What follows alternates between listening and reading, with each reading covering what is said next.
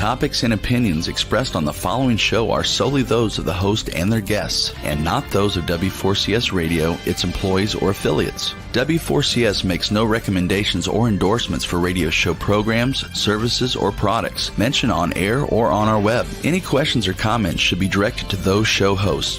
Thank you for listening to the Cancer Support Network on W4CS.com.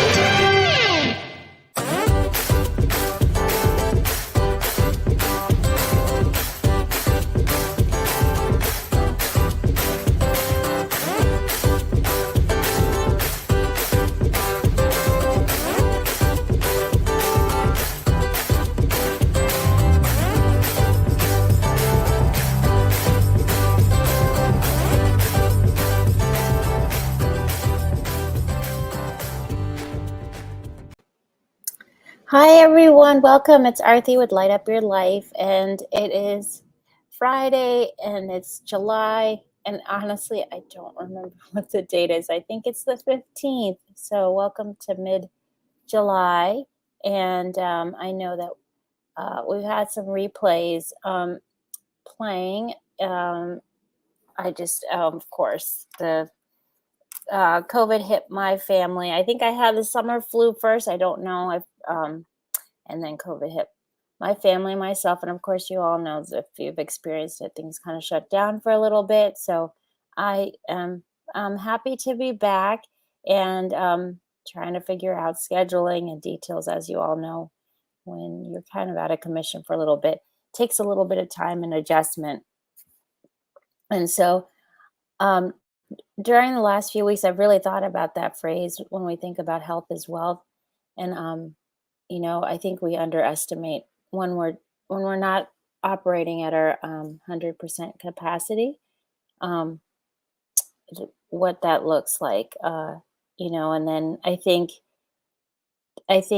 you can oftentimes just even think about how you used to be, even just when you're down for a few days, how you compare yourself, and then you're trying to rush the process. I'm sure a lot of you felt that way. You're trying to rush the process of trying to get better so that,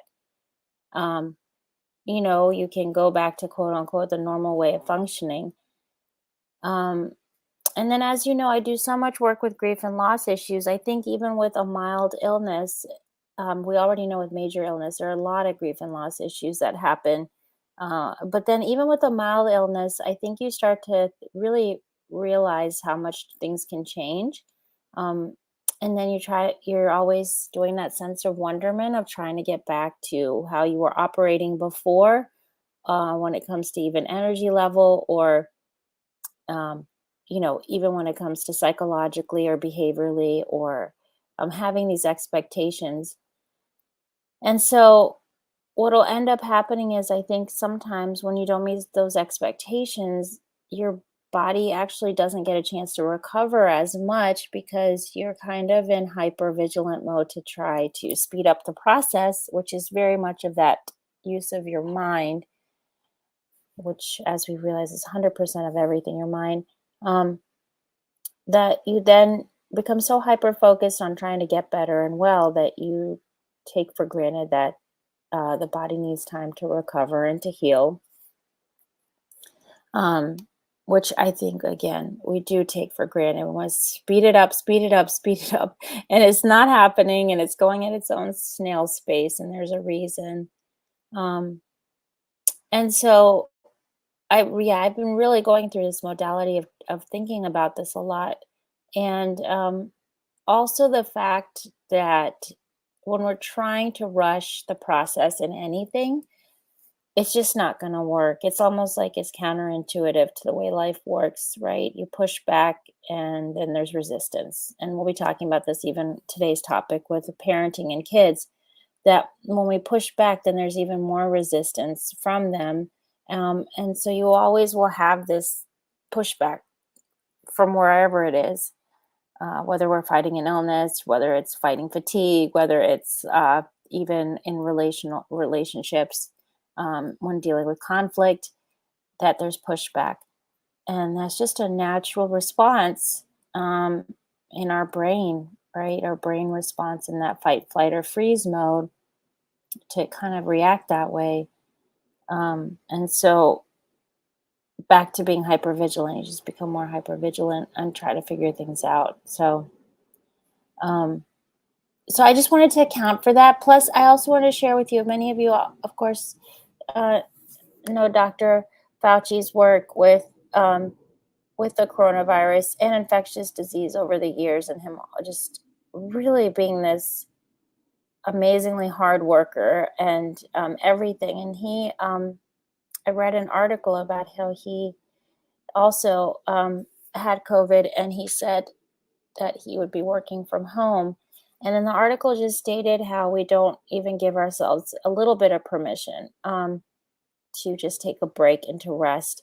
Or, we're trying to find this delicate balance um, and putting work before our bodies. And so I just want to remind us, I think it comes down to, like, especially a case in point for me. I really did. I realized, oh my goodness, I'm like losing this battle when I've like this laundry list of things to do, and can't do any of it, just getting to that exhaustion point. And so it reminded me again, like, how do we get to this place of not taking care of ourselves and then prioritizing, work? And um, I think it just comes down to that we have conditioned ourselves so much. And that's what we're going to be talking about today with parenting, too. So today's topic is actually the power of parenting. Many of you may know that I have worked with children and families for a very long time. I'm uh, not only through education, but then in the mental health arena. And then now I work with parents a lot on just navigating the challenges that they have, and also just the piece of like holding space for this role that has so much riding on it. And so, why we call it the power of parenting is because it truly is the key to, excuse me, the key to so much. And we always say that children don't come with a manual. Parenting doesn't come with a manual. Um, and so much of it's about winging it. But now we're finding that there's so many skills that really can be emphasized with how we parent, and that it is a based um, idea, and we don't have to haphazardly do a lot of it, right? Where we work reactively versus proactively. And so today's emphasis is on really trying to help realize that when we work on parenting as a skill, that we really can transform society and the way that we operate with each other, the way that we connect, the way that we act relationally, the way that we will start to parent when it comes opportunity. And so I'm very hopeful for the next generation, who is so brilliant in so many ways.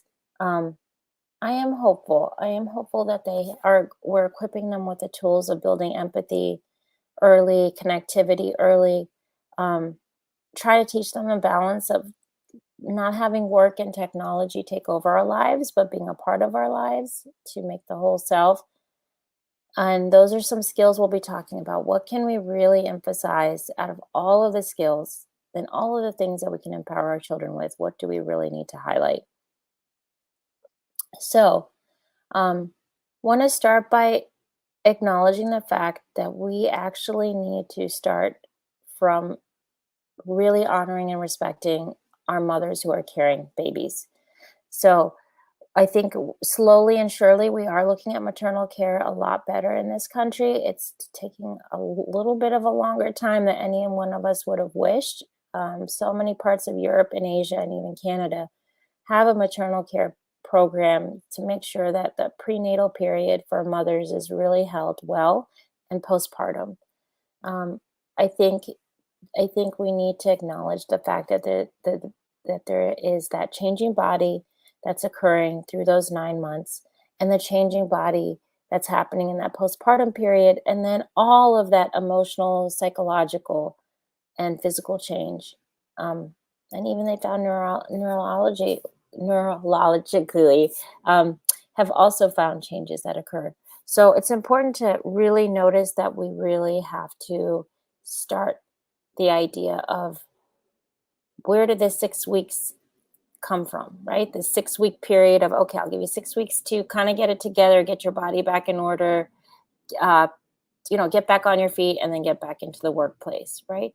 So I think we need to really identify the fact that women, when they're stretched so thin early on, that can shape their parenting forever, right? So I think the idea is, how do we hold mothers and also give them, for so many who now are distant from their immediate families, and so are doing a lot of it on their own, how do we build that sense of a community around maternal care?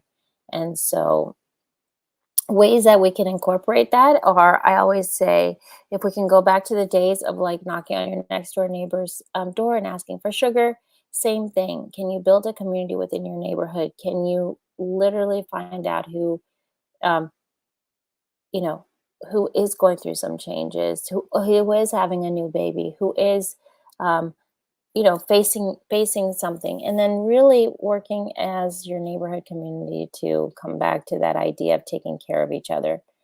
um, and so I really want to acknowledge the fact that we need to give mothers that TLC very early on, so that they feel like they are being honored, respected, and therefore they can really pour into that love from that full place, that full cup, so that they can pour into helping nurture their babies. Um, the next thing we need to acknowledge in parenting is that we can't take for granted how babies and toddlers and children are brilliant. Um, when we think about the movement of just Greek and Roman mythology and Plato, and Plato's acknowledgement of the fact that so much of what comes from within, and then acknowledging our 1800s with so many players with theories around the idea of development of play and the idea of children. And then the 1900s with all of the different theories around education, and the fact of where children have the power to really hold so much, and that we have to give credit for it. So I think we need to acknowledge the fact that children are brilliant, and to notice that even when they don't have the language capacity as baby, as toddlers, that they are holding so much in those brains, right? And now we know that 0 to 5 are the most critical years of that brain development. And so, really want to make sure we're nurturing that. And those of you who are trying to incorporate another language and bilingualism, hugely recommend it, because those ages of 0 to 5 are formidable for language development. And I know oftentimes bilingual families struggle with feeling like they have to conform to learning the English language, or they're afraid that their child will not be reading to the same capacity, or are afraid that their child will um, even have a, an accent in speaking the English language, or whatever the case be. However, their studies have shown that the ages of 0 to 5, 0 to 7, fundamental for building language. And that language is heritage and culture. And so, for you to be able to pass on your traditions, your culture, and knowing that that is part of that child's identity, I want to help acknowledge the fact that really the power of parenting also comes from, if you have a language that you want to pass on to your child, knowing that it can and will happen alongside with proficiency in the English language. And and I just want to remind us, so many immigrant families are so afraid of the fact of not having children that are going to operate at the same level with um, with incorporating the language. And so just want to emphasize that that is such a critical piece. There's this finite window where it's easier to learn language. As we know, many of you may have tried to learn a language in your adult years. It's a challenge. And immersion comes through practice, which then comes through, of course, being in that natural environment, in your home environment, really speaking either that native tongue or that second language. And that's so critical. And so I hope that you realize that is so strong. And then back to the idea of children being resilient and being um, holding so much. So babies and toddlers are such vital beings. And so what the emphasis comes is for those of you who really believe in the power of literacy, know that reading a few minutes a day with your babies um, is so powerful. And even reading in utero, even reading if you're reading something out loud when you're pregnant can be so powerful for the baby to even hear as you read to them in utero. They're always listening.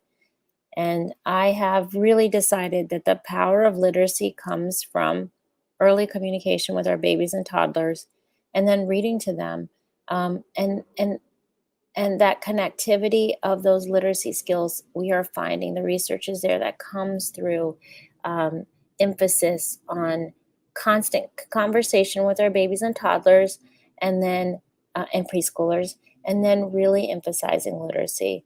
Um, and I think a lot of us got away from knowing that the public library, is such a a powerhouse to incorporate. And and now that we have realized that it can be this great place to meet other families. Sometimes it's the best place to meet other moms and babies to connect, but also a place where you can check out books, also get community information, to really use that as a powerhouse. Um, and they also have language early literacy classes at most libraries. The children's librarian is a great resource. They can connect you to community resources as well, and really making that an emphasis. And so the power of early literacy comes through introduction of um, really making vocabulary accessible, and not and asking open-ended questions from our children is really also important, and um, emphasizing that piece. And so open-ended questions are the ones where we get to help open up their worlds and really allowing them to look at their world with engagement. And so, for instance, sometimes we get so focused on like the colors and the numbers, right? When we're teaching our children, instead of like going even deeper and asking, what is your favorite color, right? And then why is that your favorite color? So those who, what, when, where, why, how questions, um, the five W's and the one H, uh, they are so powerful, and you can really use it, when reading books. Such a powerful time to connect with your babies and your toddlers. And as they are curious, I feel like we can be curious with them in these moments, and really, really emphasizing that curiosity and helping them. I also want to emphasize that we want to make sure that we're available. The power of parenting comes from availability. There used to be a time when we would say, especially for our older children, that we want to give them at least 30 minutes, 30 minutes of uninterrupted time. But the research is finding that even if we can give 5 minutes of putting our phones away, our computers away, being present, focused, 5 minutes of solid connectivity time can be so powerful that it can shift the relationship. So I'll give you an example. Let's say that your child is literally asking you to show them their Lego building, and you're in the kitchen, right? The one place they always seem to get you, you're in the kitchen. If we can just stop for a minute, if we're not in the middle of having something on the stove, or if it's washing dishes, can that dish wait? It can, right? But we get into that modality of doing, doing, doing. But in a mindful parenting mode, we would literally stop and think, is my child trying to connect? And we would literally let go of the inanimate object and connect to our child in that moment, and know that the dish will be there waiting. It's always there, right? They're always there. They will be there later, and to connect with that child in that moment is so powerful. And I will tell you, it's not easy. I have found myself needing these reminders all the time. And then I also get into that mode of like, okay, my child is asking for me to connect. I need to make sure that I do it. So, really important to emphasize.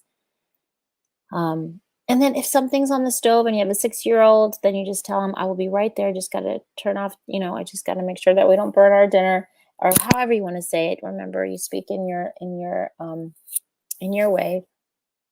And then you emphasize that you will be back with them, and we'll emphasize that piece. And I think that's really important. And if you offer those 5 minutes of looking at their Lego structure and asking them questions about it after they've let them present it, just stay quiet and humble and stay present and experience. And and then when they got a chance to experience, then you can ask them, how was that for you? Or what did you enjoy building the most? Or go there and ask those questions so that they know that you care and that you're engaged. Um, you will feel and find the power of those connection moments throughout the day. Because if you build five moments, 5 minutes of moments here and there, sometimes they'll add up to a half an hour, and that's pretty powerful. And sometimes you'll just have a few of those 5 minute moments with our older children, right? And you'll feel that there has been connectivity. And that's where that validation comes from. The child feels validated, they feel valued, they feel like they matter, they feel like they're being heard. And so then that um, they're not seeking that connection, which can then turn into misbehavior, as we well know. When we don't get what we need, we can go, it's that yin and yang balance, we can go to that negative place, where a child will then sometimes we excuse me, we're finding that the behavior is just the idea that they're trying to connect. When I work with my clients and families, I really do start by just saying, where can we start? Like, what do we notice about this child? What are they trying to tell us, right? What is their behavior? The behavior is a symptom, right? Um, and you kind of have to use that analogy that the behavior is a symptom, right? It's like when we're sick, it's a symptom. It's not who they are, right? We are not, if you're diagnosed with cancer, you are not your cancer, right? You are not your COVID. You are not your diabetes, right? That is a condition that is a condition that you have. So for children who are identified and diagnosed with ADHD or depression, that is not who they are, right? That is that is not a defining factor, and we need to get away from making it the whole identity, because that's where, again, there's symptoms, we have symptom management and helping to work on reduction. And that comes from not what's called catastrophizing the disease or the diagnosis, um, especially as we notice that we have done that for so long, and it doesn't solve the concern. So even with behavior, the behavior is a symptom of something else that's going on. And so we need to remember that sometimes when it gets really, really hard, and especially as our children are developing, we need to remember each stage is very, very different, right? So, for those of you who are going through a 7 and 8 year old, you're going to see them do the, well, why, right? Well, why is that rule? Why do we have that rule? And you're going to think, oh my God, that's so disrespectful. Why are they disrespecting me? Actually, from brain development and looking at development, questioning at this point at 7 and 8 is part of what's called development of formal operations with their brains, and knowing that they're questioning because they are able to open up this part of their brain that allows that frontal lobe continuing to develop for problem solving, for questioning, for reasoning, logical thinking, like, why does this rule exist, right? So it's that opening up of that brain that's being lighted up because it is fully starting to uh, become, uh, fully developed. And so we need to acknowledge the fact that we um, don't go from that reactive place of emotion based parenting, but going from a proactive phase of understanding the brain and development to help guide our parenting. So the more that we empower ourselves, really, really important. And when you get a chance, I hugely recommend you to watch the YouTube video with Dr. Daniel Siegel, who is an awesome child psychiatrist who does work out of UCLA, and really working with helping parents identify with mindful parenting, really working out of brain based research and parenting, and really helping to focus on the fact that we don't want to come out at emotion reactivity place as a parent, but more so as that powerhouse of working from that brain based approach so that we can empower our children. And so the emphasis then becomes really on helping our children. Oh, I'm sorry. The idea of using our fists to help children understand and for parents to understand what's happening with our brains. The idea that we have our frontal lobe, right, and then our limbic system is right here, the one that's focused on being our kind of our emotional warehouse, the amygdala, which we have are like a almond shaped size, um, uh, almond shaped parts of our brain. The amygdala are little two on each lobe, and they're helping us to really focus on the idea of that emotion center, right? And they also protect us in some ways with our flight, or freeze response. Um, and so the amygdala is what is we're trying to help get that under control, right? So when we flip our lid, and that's the video, it's called flipping our lid.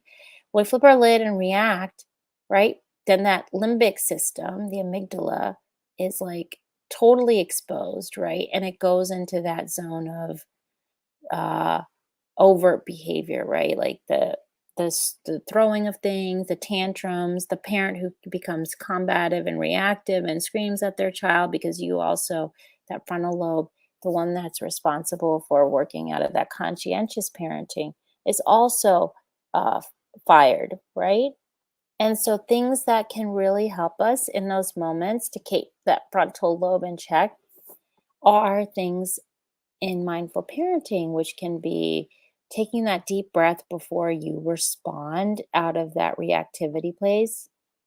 Okay, you can literally just take a deep, calming breath because then we allow that oxygen to come into that frontal lobe and letting the carbon dioxide release from our body and then make a better decision on not reacting out of that emotional based response, but more so out of our frontal lobe, which is responsible for the idea behind logical thinking, um, the idea of problem solving, the idea of not making an emotional based response. And so, again, we become hyper aroused. We become hyper aroused when that frontal lobe is deactivated and the amygdala, that emotion based response. So we want to keep that in check. And so what we can really do is empower ourselves with just taking a nice deep cleansing breath and even allowing our children to say, I'm going to take a breath. I need a moment. That's the other one. Putting yourself in a little bit of a break time, time out situation. Just, I need a minute to collect myself, or I need to take some time before I react. I will tell you the power of those doing that, will prevent a cycle of reactivity and make things worse. Number two, it will teach our children how to take some mindful moments to not be reactive and let the limbic system get out of control and the amygdala to fire. And it really will shape the rest of their lives on how they react as a child going into an adolescent and going into an adult. And so I'm not going to say this is easy, but I will tell you the more that we try to work on the skill, the easier that it becomes in development. The other part is telling your child when you're not doing well, like when you're not doing well. Um, if you are knowing in the morning that you're like tired and you are going to flip your lid, you just know. We have to become so in tune with ourselves to knowing, and you will. You actually just have to hone in on your TV channel and know what's happening with you, right? In that introspective moment. If you know you got off on the wrong side of the bed, emphasize that to your kids. I had a really rough time sleeping last night, and I just know that. And once you explain from that brain-based approach, right? You teach it, you can watch the video together with your children, that I'm going to operate out of really losing my cool, right? I have this feeling I'm going to flip my lid. And then explain to your children that you have the potential. Then your child also gets that space to understand, oh my gosh, mom is in one of those modes, or dad, or grandma, I'm in one of these modes today, or I'm going to have a hard time this morning. I may lose my cool. Then they also get to have what's called some protective mechanisms develop, because they all have witnessed what that looks like. And they can go into a place where they also don't become reactive, or they know it's not about them, right? Children will often think that the behavior when we lose our cool is about them. And so just centering on the fact that we're losing our cool, something's happening with us, becomes inherently clear to them that it's not about them. And that pressure gets taken off, and it alleviates a lot for them. So I really want to emphasize that as well. Um, and how powerful that is, that we really start to verbalize what is happening with us, with our children, so that it can take the pressure and edge off for all involved in that relationship. And even if you are in a partnership, it can really help to emphasize when you start to verbalize that you woke up on the wrong side of the bed, you didn't sleep well, that you may be quick to react however it is. Okay, really, really important. My husband was telling me the other day, like, I was having a moment. I literally have been very short-tempered in the last few. I think it's because I'm not in my normal normal, whatever normal means, my way of operating, right? And so, I just became very reactive with the kids. And so he said to me, he noticed, he's like, you're just so quick to lose your patience right now. I was like, yeah. And I almost felt like crying. And I was like, what is happening to me? Right. And I just realized that I'm not operating on my 100% capacity. And so I did talk to my whole family about, I'm just not operating out of my whole self. Like, I'm kind of just cruising right now still. And so that emphasis, I think, of helping to explain is really, really important. Right. Um, because otherwise we develop these stories, especially kids. They're so imaginative, right? And they go into this place, they develop these stories, and this can become part of the dialogue. Oh my gosh, mom doesn't like me, she's always yelling at me, I'm always doing something wrong, she doesn't care to be around me, she likes Johnny more than me. It's like this consistent dialogue of negativity that can exist. And the power of that parenting piece comes in with that. Actually, it's about me, right? I'm having a rough moment. I had a rough day at work today, and I need a few moments to collect myself. I'm gonna take a few moments, and then I can't wait to hear about your day. Or I am collecting myself because it was just a rough patch. So, can you believe how the power of that communication, right? And that's what's called nonviolent communication, which um, Dr. Rosenthal has done an enormous amount of work. If you want to watch one of his videos, really powerful on how nonviolent communication, which this is all relational, talking about the power of empathetic, reflective communication, can truly shape um, families, communities, societies, and the world. And truly, this is where it starts. It starts with our communicating with our children in our within our four walls, so that they realize how they can talk to themselves, to others. And then the way that we parent is oftentimes the way, right? It becomes part of our memory system that we parent out of the way we were parented or saw parenting happen. Same with relationships.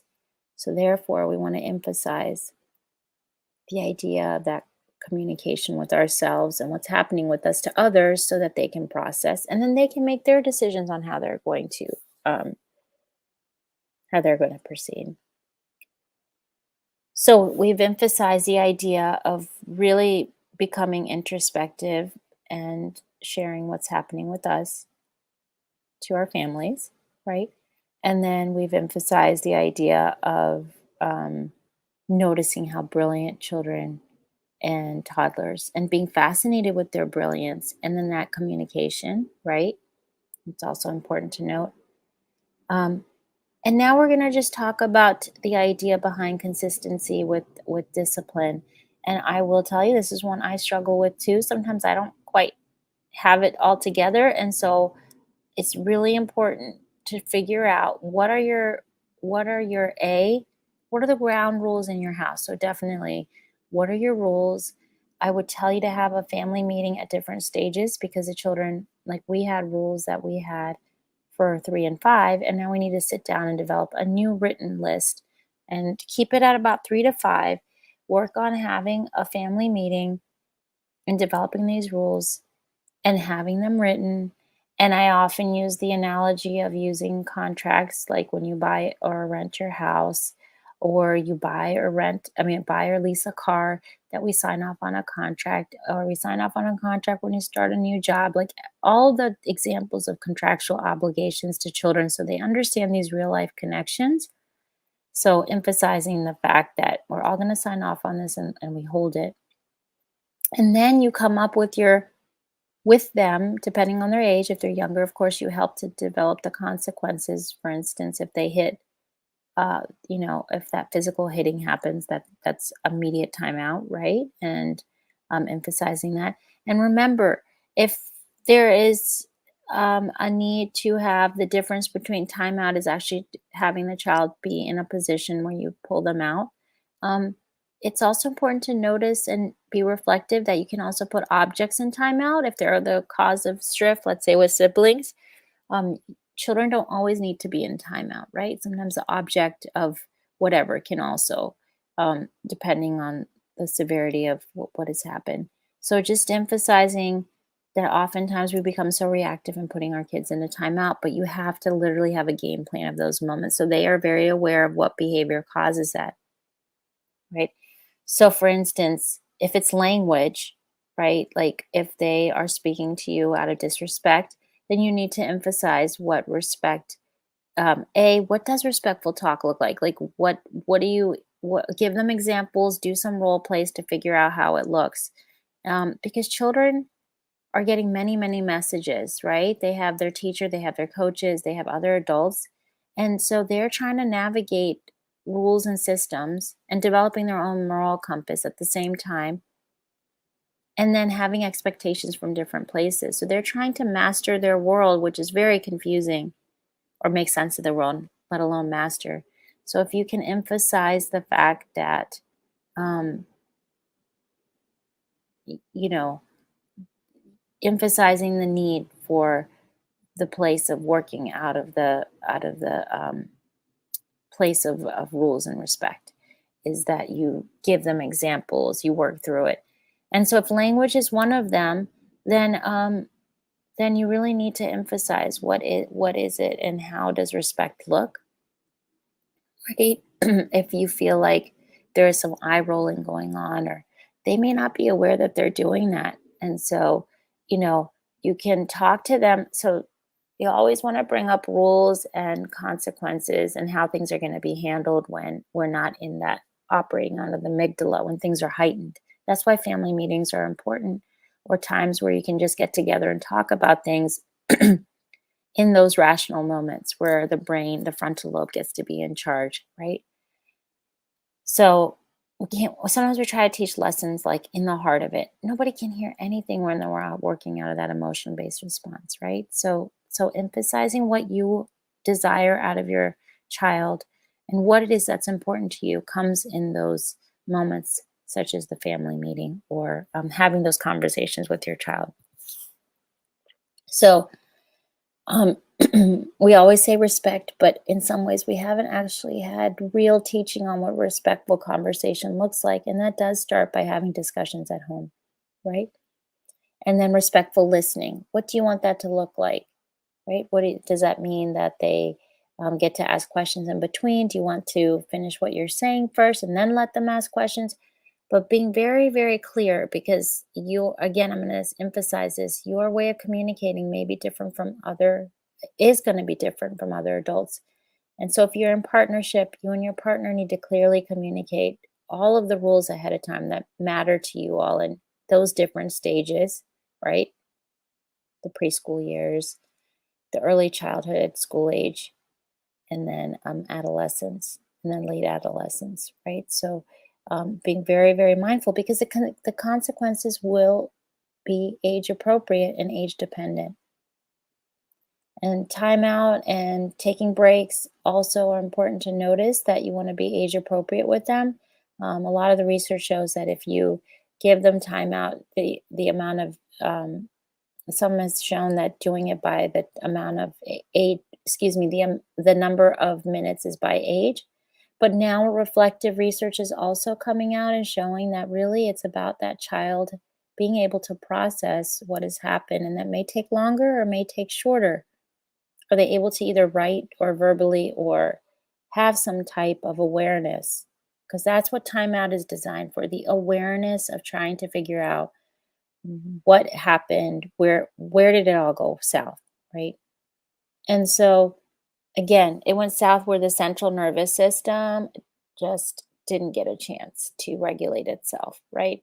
And so that's where the skill building comes in, of helping our children work on those uh, deep breathing skills, right? Taking those breaths, which there's so many videos. I can just type in deep breathing for kids and just watch them together, practice them together. One is this awesome candle breath. Children love that one. And uh, even the flower breath, really emphasizing, and even counting backwards, of 5, 4, 3, 2, 1 breath, and inhaling and exhaling. And practicing deep breathing with your children is a skill that then they can regulate their system.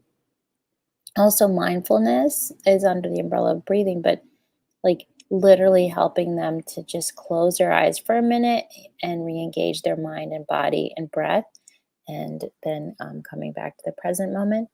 And then you can even have a cool down corner if many of you already have those. Most classrooms have them. They also have like a Zen den where they have objects such as something to literally help them to have a sensory experience, to come back to the present moment, um, and have that reflective space of really figuring out what's happening.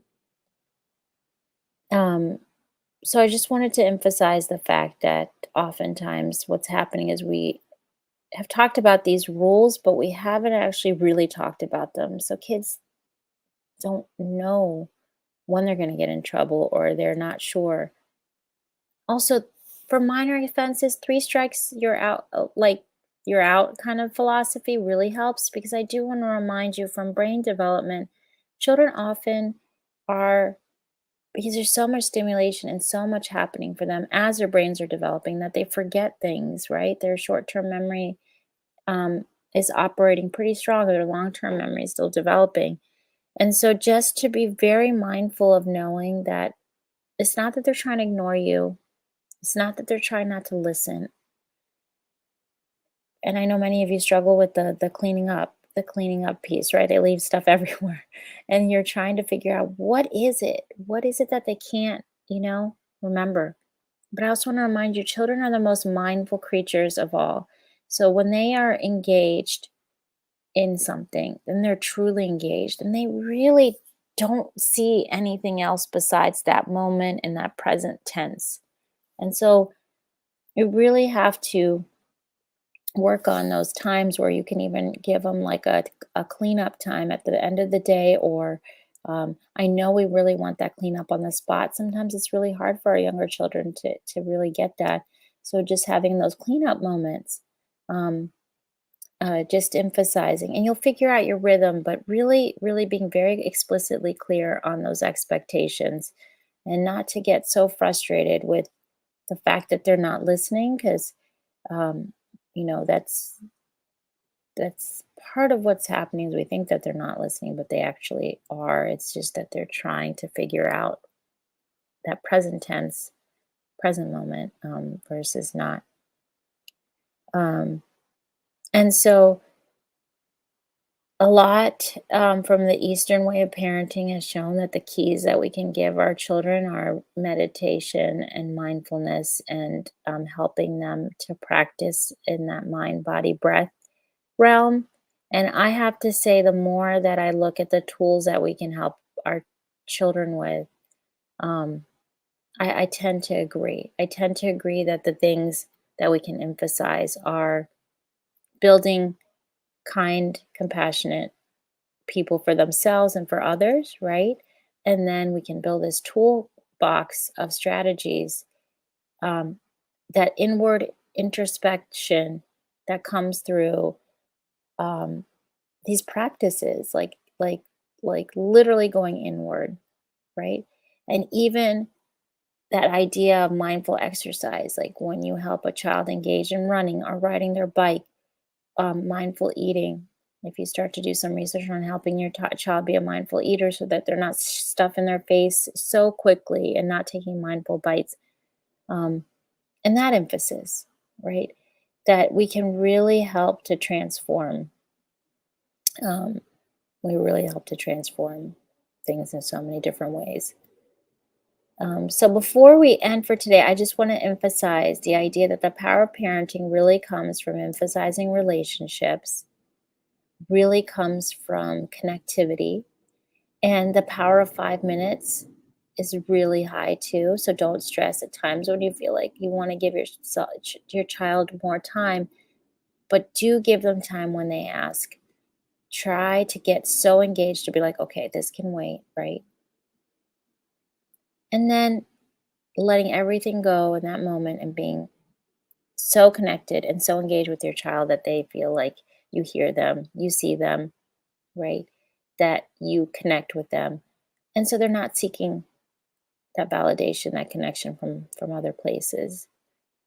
And then really emphasizing the fact of how can you connect and engage by being real with your children and telling them what's happening with you. And I'm guaranteeing you, you'll notice these shifts when you start to communicate with your child, because then they'll start using the same language too. I need some space. I need to take some time. Um, because it's a mirror image. It really is a mirror reflection, parent child. What they see, what they hear, what they do, completely a mirror image. And so, therefore, the creation and construction of a really safe and secure environment coming through effective communication and practicing and apologizing when we get it wrong, which happens all the time. Then they learn that they make when their mistakes are made, that it's okay too, right? And that they're not the only ones who are lousing up all the time, that parents and adults do it as well.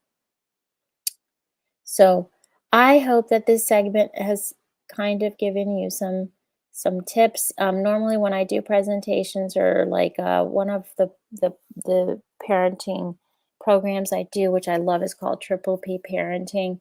Um, and there's different modalities, but it's a three-part series. And it's a PowerPoint. And then we have discussion afterwards. So I know today was a lot of me talking at you, but I hope you took away some nuggets that can really help emphasize this awesome role that's very challenging, but so rewarding, of parenting.